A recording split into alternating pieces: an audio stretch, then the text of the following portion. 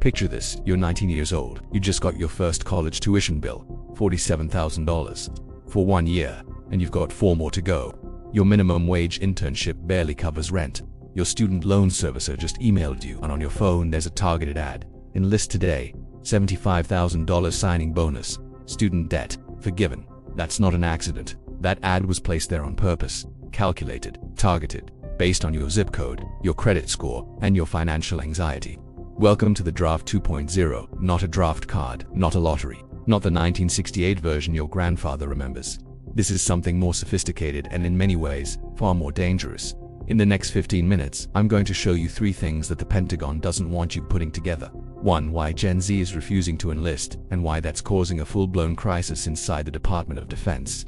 2. How student debt, stagnant wages, and economic desperation are being weaponized as a soft draft to fill the ranks. And 3. The number that should terrify every American taxpayer, the jaw-dropping economic cost of pulling an entire generation away from the workforce and sending them to a war in the Middle East. Stay with me because this affects your money, your career, and the future of the American economy, whether you ever set foot near a recruitment office or not.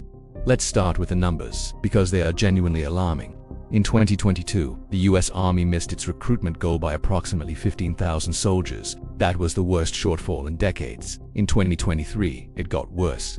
By 2025, the combined military branches were collectively tens of thousands of recruits short of what the Pentagon said it needed to maintain operational readiness.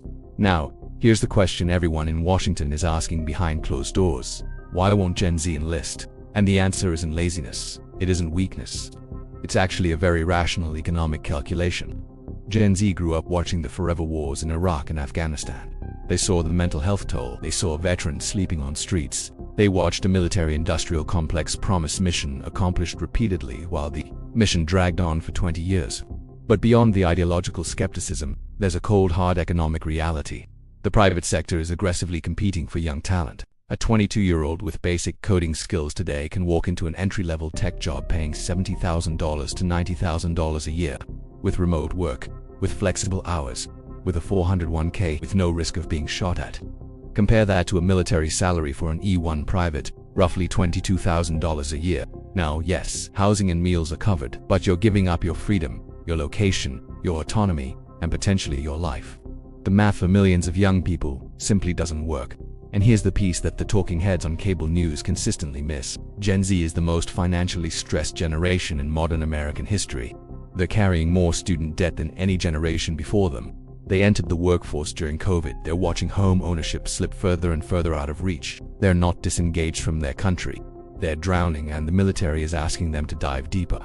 So what does a government do when the voluntary system stops working? It gets creative. I want you to sit with this idea for a moment. What if the student debt crisis, the $1.7 trillion albatross hanging around the necks of 45 million Americans, was not just a policy failure? What if it was a feature? Now, I'm not saying there's a room full of generals planning this.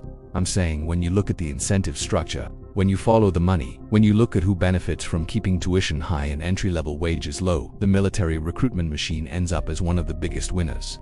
In 1980, you could work a summer job and cover a semester of state university tuition. Today, the average cost of a 4-year degree at a public university exceeds $100,000. At a private institution, $200,000 is not unusual. Meanwhile, federal student loan forgiveness programs have been gutted, delayed, reversed, and repremised in cycles, designed to give hope without ever delivering relief. Now layer on top of that, stagnant wages for young workers. Entry-level salaries have not kept pace with inflation. Rent is consuming 40, 50, even 60% of take-home pay in major cities. And into this economic suffocation, the military steps in with an offer that sounds almost too good to be true. For a 19-year-old drowning in debt, staring at a job market that won't return their calls, this isn't just tempting. This is the only door that seems to be open. That's the soft draft. Not a mandate. Not a lottery. Just a system engineered so that the economic pain of civilian life becomes unbearable enough that military service starts looking like a rational escape. And this is important. I want to be precise here. This isn't unique to one political party. This has been bipartisan. The failure to invest in affordable education, the failure to raise the minimum wage to match inflation, the failure to provide universal health care. These policy choices, made across administrations for decades, have collectively funneled millions of young Americans toward a choice that isn't really a free choice at all. When you make civilian life desperate enough, you don't need a draft. You already have one. The question is, what does this cost the economy? And that answer will change the way you think about this war. Let me give you a concept that economists use called the opportunity cost. It means every time you make a choice, you're giving up the value of the best alternative you didn't choose. Apply that to this crisis and the numbers become almost incomprehensible. The American economy in 2026 is in a technological arms race. Artificial intelligence, quantum computing, biotech, clean energy, these aren't future industries, they're being built right now. By young people in their 20s and 30s, they are in the most creatively productive years of their lives. We are talking about the same demographic. When you pull 200,000, 300,000, 500,000 young Americans from that pipeline, not for a year, but for 3 years, 5 years, a decade, you don't just lose their individual labor, you lose the compounding value of everything they would have built. Economists who model large-scale military mobilizations consistently find the same thing. The short-term boost from defense spending, weapons contracts, logistics, manufacturing is real, but it's massively outweighed by the long-term cost of diverting human capital. And here's the part that keeps experts up at night. China is not mobilizing its tech workforce to fight in the Middle East. India is not mobilizing its engineers to serve in foreign conflicts. The global race for AI dominance, for quantum supremacy, for biotech leadership, that race keeps running while our most talented young people are in the desert. Every year a potential founder spends on deployment is a year their competitor in Beijing or Bangalore spends building. You cannot get those years back. And I know some people are going to push back on this. Isn't security worth it? Don't we need a military? Absolutely. Nobody's arguing against national defense. The question is the scale. The question is whether a prolonged ground-heavy war in the Middle East is the right deployment of America's most precious economic resource, the next generation of its innovators. Because here's what the spreadsheet shows. If you drain the entry-level workforce from technology, from healthcare, from manufacturing, you don't just slow economic growth. You create a vacuum, and vacuums get filled. Sometimes by automation, sometimes by outsourcing, and sometimes by geopolitical competitors who are quietly, patiently, waiting for exactly this moment. Now let's talk about what happens when voluntary recruitment isn't working, but you still need bodies, and you've decided not to reinstate the draft. You buy people. Signing bonuses in certain military specialties have reached $75,000, $80,000, even $100,000 for highly specialized technical roles. These are not salaries. These are upfront lump sum payments to convince someone to sign a contract.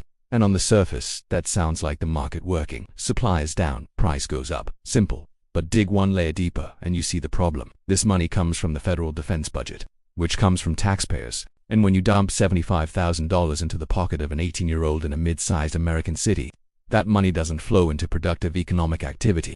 It flows into consumer spending, cars, phones, rent. While the labor that money purchased produces no civilian goods or services, you are essentially paying premium prices for labor that, in economic terms, is removed from the productive civilian economy. And the downstream effects are concrete.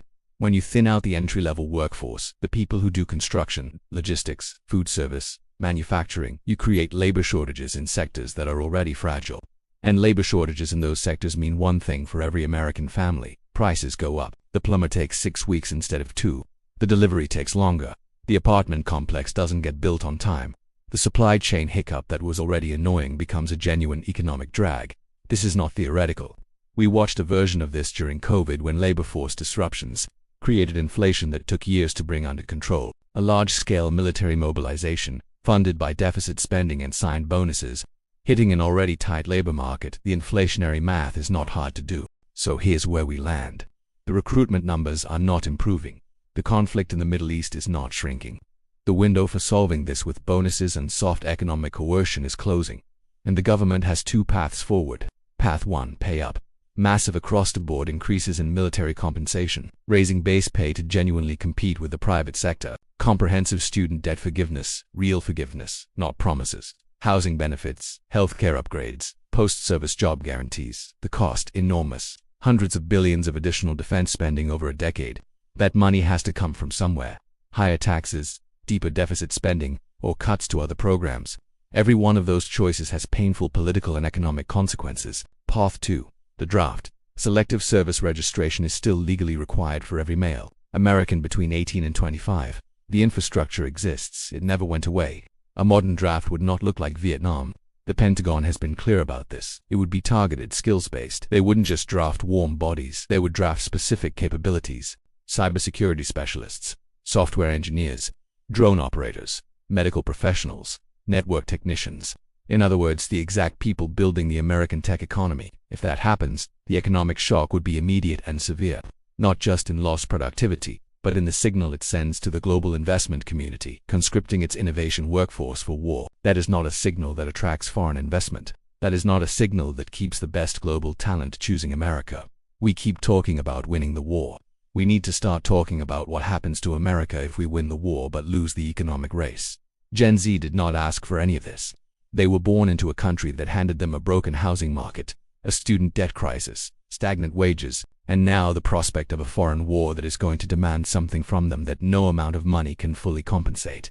Their time, their health, in the worst cases their lives. And here's what I keep coming back to. The economic cost of this war is not measured only in the billions spent on missiles and fuel and logistics. It's measured in the startups that never got started, the medicines that never got researched, the technologies that never got built, the problems that a generation of brilliant, creative, motivated young Americans never got the chance to solve. We have a habit in this country of calculating the cost of war in terms of immediate military expenditure, the defense contracts, the hardware, the operational budget. We are terrible at calculating the invisible costs, the cost of a generation's potential, paused or permanently interrupted, the cost of an innovation economy that loses its pipeline, the cost of a labor market that gets hollowed out precisely when it needed to be building. These costs don't show up on a defense budget line, but they show up everywhere else in slower growth, higher prices, and a widening gap between where America is and where it could have been. So I want to hear from you. Do you think the soft draft is real, or is this just the market working as it should? Is the opportunity cost of large-scale mobilization too high? Or is national security worth the economic sacrifice? Drop your answer in the comments. I read every single one. If this video gave you something to think about, hit subscribe, because we cover these intersections of economics, policy, and power every single week. And trust me, what's coming in the next few months is going to demand exactly this kind of clear-eyed analysis. This is money memory. This is the price of the draft 2.0, and the bill is coming due.